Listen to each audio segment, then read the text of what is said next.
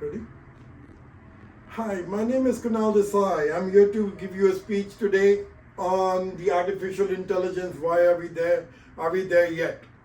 I am going to ask that we do an artificial intelligence investigation into organizations that are putting together artificial intelligence in their daily work routine, and whether or not that is an adaptability that is worth the cost, worth the trouble into artificial intelligence. So let me begin by asking, if I am to be a business leader in 2025 and I'm looking at other organizations that are using AI to cut costs by 30%, and all of these are my competitors, and they are using complex strategies and other data to find out if AI is working for them, and they are using if AI is the future or if AI should be part of my organization.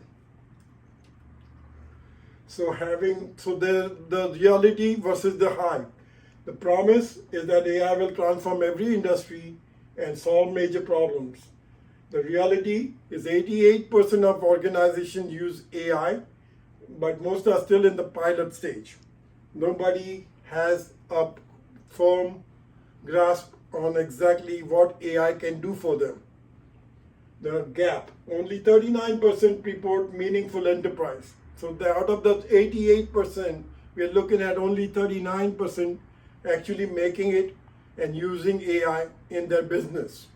So the verdict, we have the technology but not the readiness. So we're going to find out why we do not have the readiness. So is AI the future? It is all hype, but still AI is used by at least one business, and then that is the amount that McKinsey found out in the research, that 88% of using AI in at least one function, almost 2/3 of the 88 are still in the pilot program, and they haven't completely designed it to use it in their business. And 39% have found that by using this artificial intelligence, the EBIT has made a major impact on their business. Next slide. Now, are we winning here? It is the technical progress.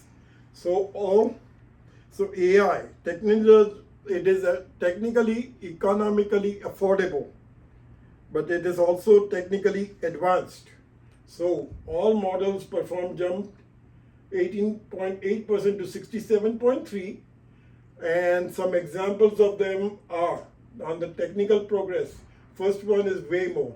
Waymo tried 150,000 plus cars per week on a daily basis, and they recorded all that the AI could do for them, and they found that they had no incidents whatsoever. FDA has approved up to 223 of the major devices that are used in medical field, and we have AI coding. There are engineers today that use AI coding to outperform humans on programming tasks. So money talks. Investment on the AI. Is the investment worth it? Are we going to put money into AI so that AI can be competitive for businesses? The first thing that we found out is that US has invested up to 109.1 billion in the US in artificial intelligence in 2024.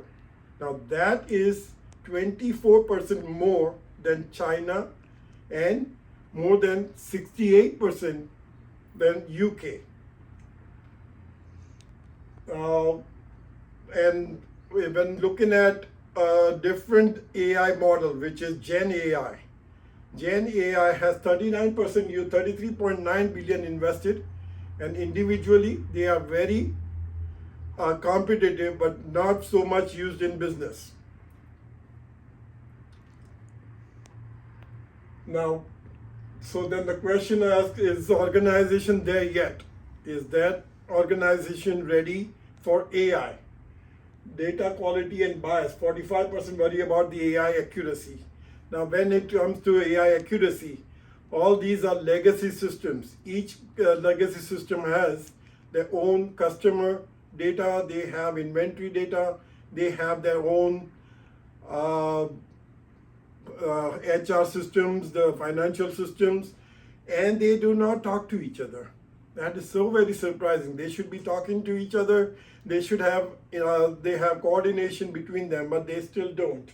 So there is a lack of that in the system. Second, try and go find an AI agent or AI expert, and you will have so much difficulty finding one today because there aren't many AI experts out there, and there are not colleges that are producing or graduating AI experts in the school.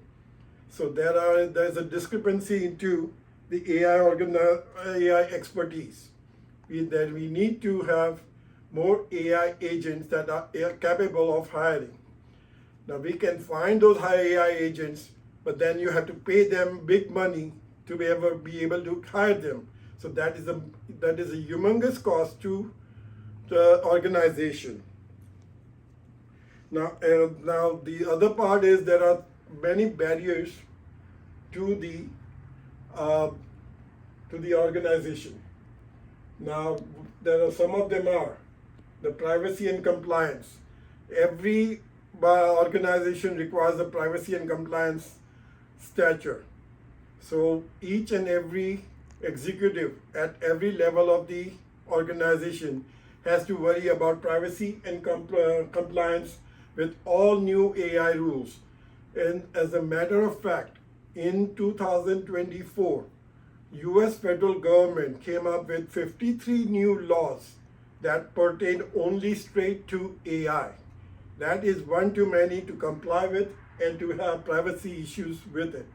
So people have to ask themselves, why would you want to bear the cost of such expense? The next one is the legacy system integration. Like I told you, these computer systems were built some 20 years ago, and a lot of people have found that they are very, very comfortable and very much in use for the legacy system. Why even change? Why even bother changing? What would the AI bring to us that we don't already have? That is the question that is being asked about why AI should be adapted into the organization. And organizational resistance. Now, when you think about AI people, anybody that is going to go through AI has to go through retraining, has to have a culture of wanting to go do the AI themselves and put all the organizations together. That just is a very complex issue, and that requires massive data sets and other deliverables that has to be accurate. That's just very nearly impossible to happen. And there is supposed to be a culture within the organization that is ready, willing, and able to adapt to the new AI culture, AI organization. And if you ask me, there are not many people in an organization that want to go through a retraining just for AI. So that is always going to be an issue. So the first barrier that we found is the poor data quality. Now we said that there were legacy systems out there that would be 20 years old that have all the customer data, that has all the inventory data, HR systems, financial systems, and they do not talk to each other. By adapting to a new AI system, that would all change. Change for any organization is not very easy. So it's always going to be something that employers will say, no, not right now, maybe later. And whether it is the mid-level executive or an employee, they will want to think about it before they want to adapt to new AI technologies. The talent crisis. As I said before, there are so many AI agents out there, but having the expert and having the money to pay an expert, a regular AI agent as an engineer, may cost you up to $250,000 just to maintain and keep in infrastructure into an organization. Having an infrastructure in an organization with AI expertise is very rare to find, and somebody that has to work with all of the employees and co-workers to make it happen. It's just not possible.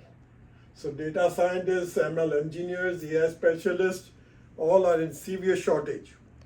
Skill gap is widening as innovation accelerates. AI is all new and innovative. So when it is expanding, there are so many other employees and other cultures that would require to have new employees that would want to adapt to AI.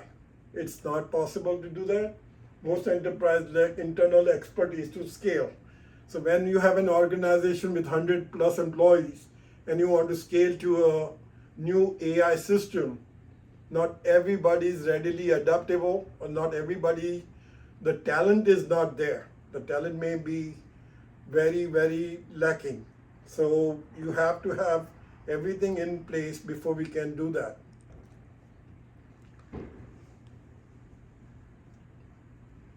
So then the barrier number 3 was the ROI question. Having the money is not much enough. Do we have the return on our investment for the money that you will invest? Let's say we invest 75% of all the money. Will we get back 75% or more in return for having invested into the new AI? That is still remains a question and is very doubtful. And the next thing is that if you can scale it to the organization, that is about 20%. So will we be able to scale it to the whole organization, and will the whole organization adapt to the new AI? Growing but cautious, a public trust. In China, the AI is seen as very beneficial, but in the US, it's barely half of it. Not everybody sees the benefit in adapting to AI. So the growth trend is there, it is improving globally, but are we ready? Are we there yet? We do not know that yet, and we are still working deeply into it. The 6%. Now, the 6% that we describe here have already figured out what is the best interest for them to use AI. So I'm going to conclude my speech by saying this. This is what we tried covering. It is a remarkable progress. AI is technically advanced and economically affordable. There are many barriers to the development of an AI, but what separates winning 6% from everyone else is your organization, your leadership, your thinking.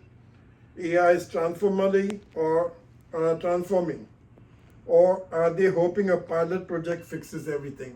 Is that what you want? That you keep trying and trying and trying on a pilot project, and then you find out that that is someday going to give you a return on your investment?